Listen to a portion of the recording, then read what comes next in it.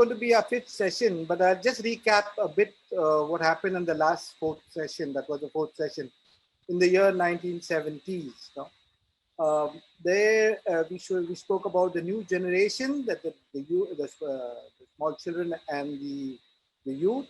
Then that is the Gen 3, Gen 4, and Gen 2. Then the passing of the flag. Chiara had the setting of passing of the flag of the. Then we spoke about the Gen band, the Gen Rosso and Gen Verde, and also a little bit about our band here in India. Then a bit about the story of the movement behind the Iron Curtain, that was the ex-communist countries. No? Then we spoke about Chiara receiving the Templeton Prize. Then we spoke about also what Chiara considered the Bishop Hemley as a co-founder. We spoke about him. Then we had a clip of Bishop Dabre.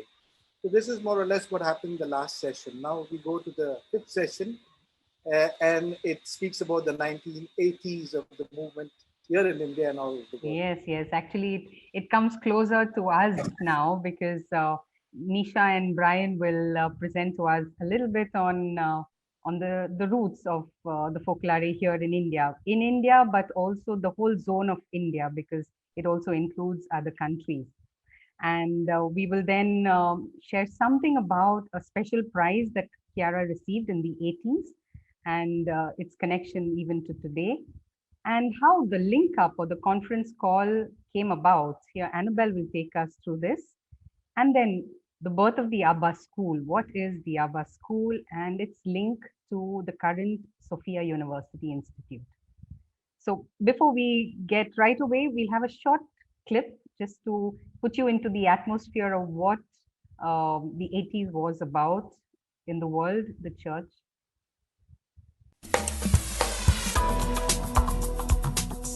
Technology and communications were developing beyond all expectations.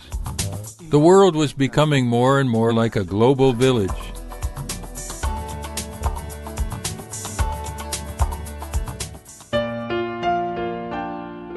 Pope John Paul II's historical pontificate was beginning with his universal embrace of peoples and cultures.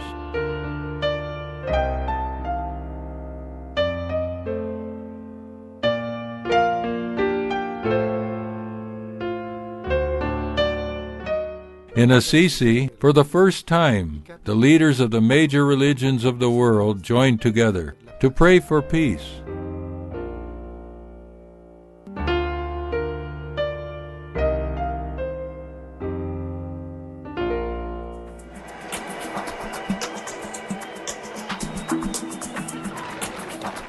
Towards the end of the decade, the Berlin Wall fell.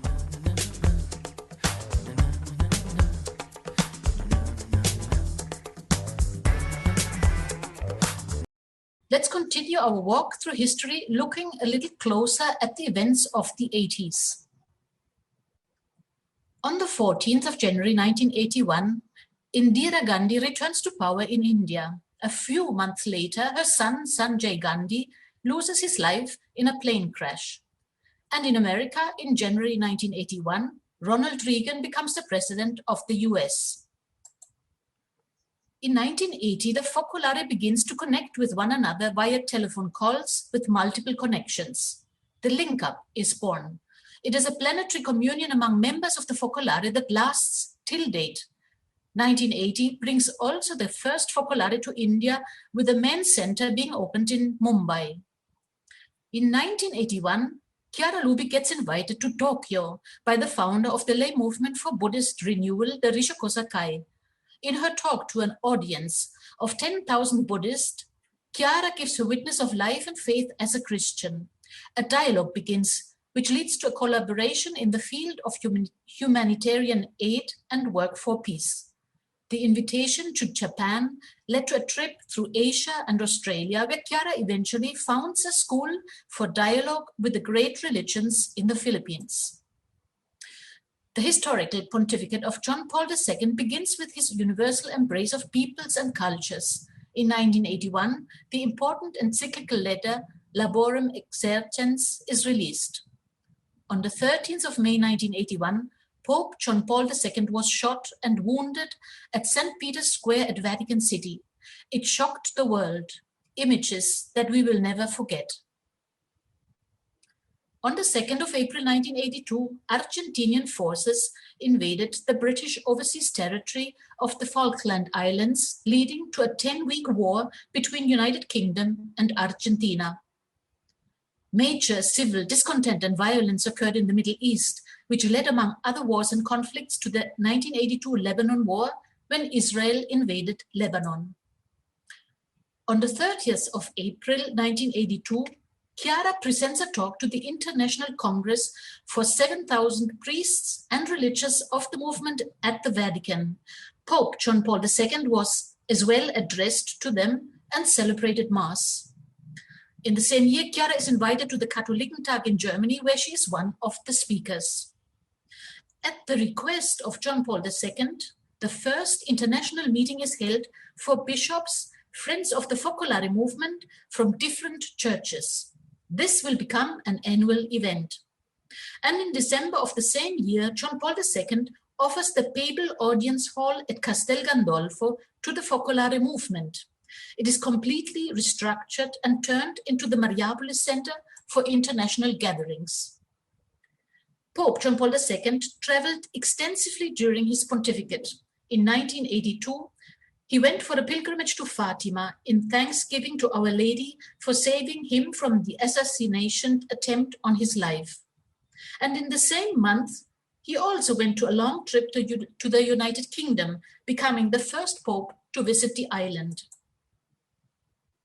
1983, we see free elections taking place in Argentina. In India, we witness in 1984 the Indian army storming the Golden Temple, the Sikhs' most holy shrine, to flush out militants pressing for self-rule. This event leads to the assassination of Indira Gandhi in October 1984. At the end of the same year, the Bhopal gas leak disaster took place. Lech Walesa, the leader of the Polish unions, is being awarded the Nobel Peace Prize in that year. The Church is celebrating a Jubilee year in 1983, and in 1984, Pope John Paul II becomes the first Pope to visit Puerto Rico and the Dominican Republic. In 1983, the first New Humanity meeting is held with the presence of the Holy Father. The following year, a New Humanity Congress is held where Chiara speaks about economy and work. Still, in 1983, Youth for United World and Teens for Unity come to life, the mass movements of the Gen 2 and Gen 3. The year after, the Gen 4 are born. They are the children of the Focolare movement. And in August 1984, the Holy Father surprises all of us with his unforgettable visit to the International Center of the movement at Rocca di Papa in Rome. 1985, Mikhail Gorbachev becomes leader of the Communist Party in Russia. He launches new arms reduction talks. And in 1987, President Reagan and Gorbachev sign an agreement to dismantle missiles. April 1986, the worst nuclear accident in history unfolded, the Chernobyl disaster. On the 29th of July 1987, the Indo-Sri Lanka Peace Accord was signed, with India deploying troops for a 3-year peacekeeping operation in Sri Lanka's ethnic conflict. Chiara Lubich was nominated consultant for the Pontifical Council for the Laity. She participated in the Extraordinary Synod for the 20th anniversary of Vatican II in 1985. Later on, she was invited to the Synod on Vocation and Mission of the Laity in 1987, and also to the Synod for Europe in 1990. In Assisi, the leaders of the major religions of the world continued together for the first time to pray for peace. This event was prepared by the Focolare movement together with San Egidio community and the Vatican Secretariat for Non-Christians. In 1985, the Igino Giordani Center is inaugurated. It is entrusted with studying the life of Foco. Apart from the important synods in 1985 and 87, Pope John Paul II releases 2 encyclical letters in 87. Redemptoris Mater and Solicitudo Rei Socialis. In 86, Pope John Paul II is visiting India for the first time. 1988, the conflict between Iraq and Iran comes to an end after 8 years of war. 1 year later, the Soviet-Afghan War finishes after 10 years with the last Soviet troops leaving Afghanistan. 1989 brought the overthrow and attempted overthrow of a number of governments led by communist parties, such as in Hungary, the Tiananmen Square protests in 1989 in China, the Czechoslovak Velvet Revolution, and so on. The fall of the Berlin Wall on the 9th of November 1989 in Germany signaled a seismic geopolitical shift. The Soviet-led communist bloc was left teetering on the brink of collapse, and this helped define a new world order. The Cold War had come to an end. By 1989, the internet and the networks linked to it have developed into a global system. The concept of the World Wide Web is formalized. In 1988, Chiara receives the Peace of Augsburg Award in recognition for her ecumenical efforts. In the same year, she delivers an important address at the International Humanity Meeting. In June 1989, Chiara is invited to the Mulieris Dignitate meeting in Italy, where she speaks about women, maker of peace and unity. 1990, Nelson Mandela, South African leader, is released from prison. And in India, we see Muslim separatist groups begin a campaign of violence in Kashmir. In 1990, the Pontifical Council for the Laity approved the General Statutes of the Work of Mary, also known as the Focolare movement, a true milestone for the movement. And with the help of Bishop Klaus Hemmerle, Chiara gave rise to the Abba School at the center of the movement to develop the doctrinal dimension contained in the charism of unity. This decade saw major socio-economic change due to advances in genetic and digital technology. The world is becoming more like a global village. The 1980s was also an era of tremendous population growth around the world. The Cold War has ended. However, we see a rise of Islamism in the Middle East. This is the historical background to the stories we are going to listen today. No, in fact, since we started this fascinating program, we have seen all the ways in which the ideal of unity moved from a small place in Italy to the world. This decade, it arrived in India, and in an equally fascinating way. Our story of India begins with a first-hand narrative from Marina and Silvio. It was the beginning of February 1979.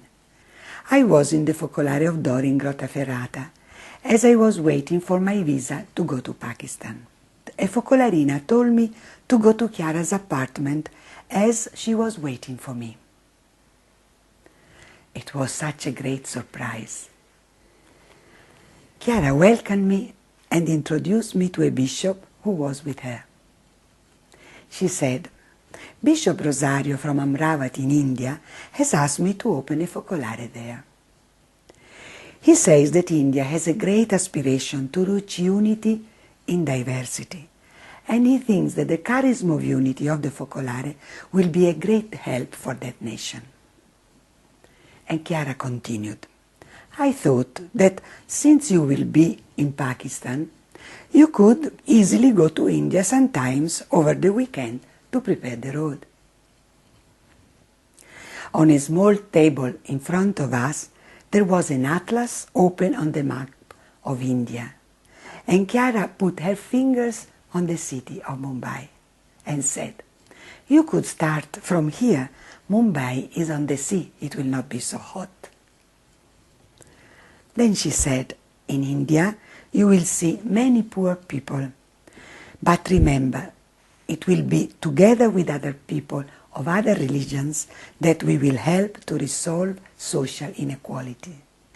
And one day, still at the Mariapoli Center, Vale introduced me 3 Indian sisters. A sister from the Daughters of St. Paul in Bandra, Mumbai, who invited me to stay in their convent any time I would go to India. Then Sister Teresita of the Daughters of the Cross, whose convent was also in Bandra, and Sister Laurentia from Trivandrum in the south of India. Jo, a focolarina who had passed through Mumbai a few years before, gave me a cassette of the Genrosso songs to give to a Jesuit priest whose address was also in Bandra, St. Peter Church. I left on the 1st of January 1980. The Sisters Daughters of St. Paul came to the airport and welcomed me in their home. Fasting the following day, we went together to the shrine of Our Lady of the Mountain, which is nearby. I was so happy to be able to put in the hands of Mary my first days in India.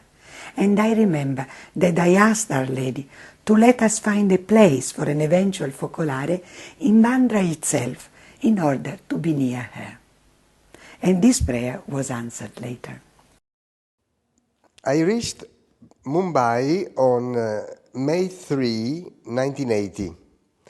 I was coming from Hong Kong. I had already spent 16 years in Asia, between Philippines and China. And Chiara had asked me to stop over in Mumbai. I was a guest of the St. Paul Fathers in Bandra. It was unbelievably hot in those days. After 3 days, I felt it was the time for me to start seriously searching for a place, an apartment possibly. And while I was at breakfast with the fathers, Father Augustine said, you know, Silvio, the parish priest of St. Michael's in Mahim wants to meet you as soon as possible. I said, well, we'll see in one of these days. No, it's very important. So he insisted so much, I decided to accept, and I went to visit this priest, Monsignor Aguiar.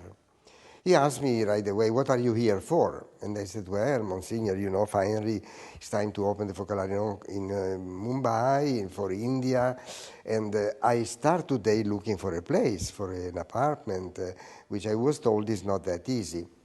Impossible, he said, confirming that it was difficult.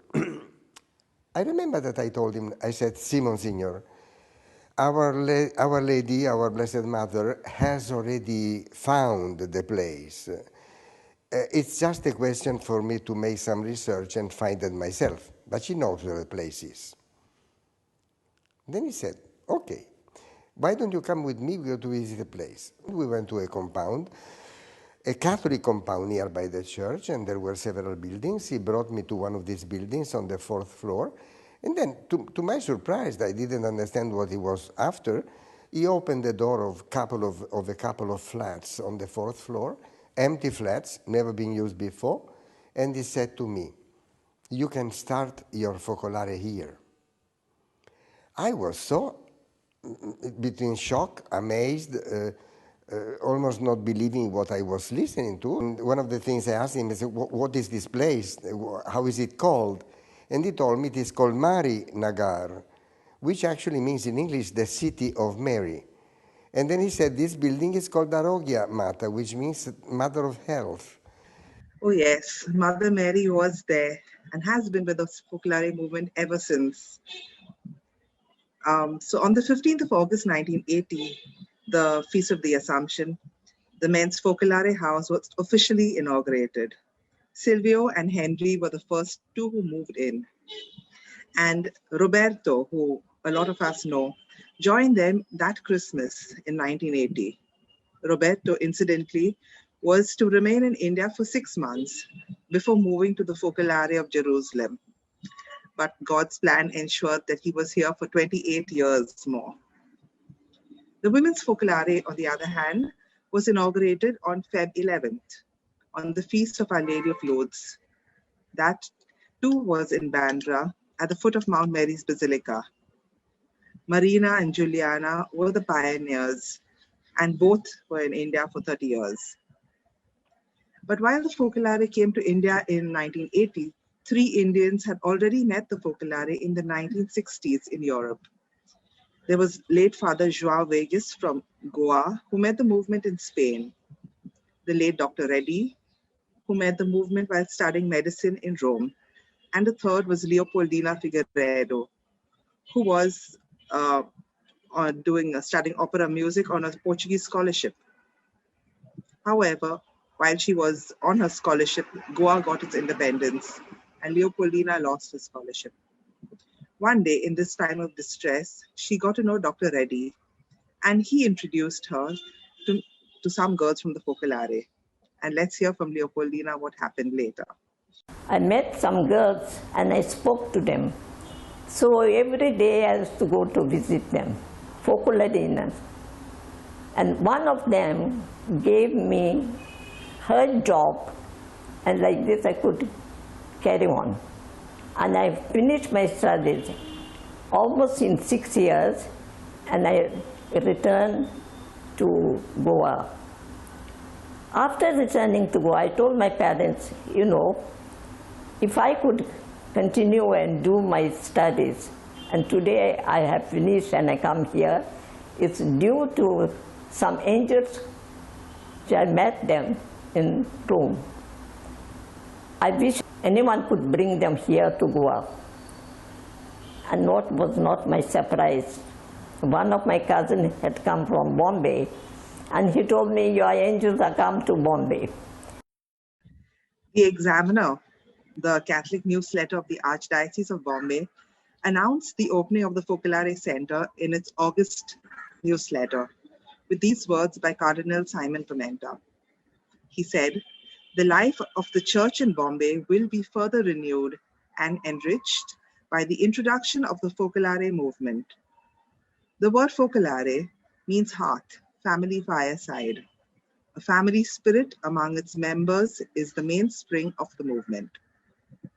And soon, the Focolare was invited to share the story of Chiara, the story of the movement, and their own personal experiences on different occasions, in parishes, the seminaries, in small and large gatherings.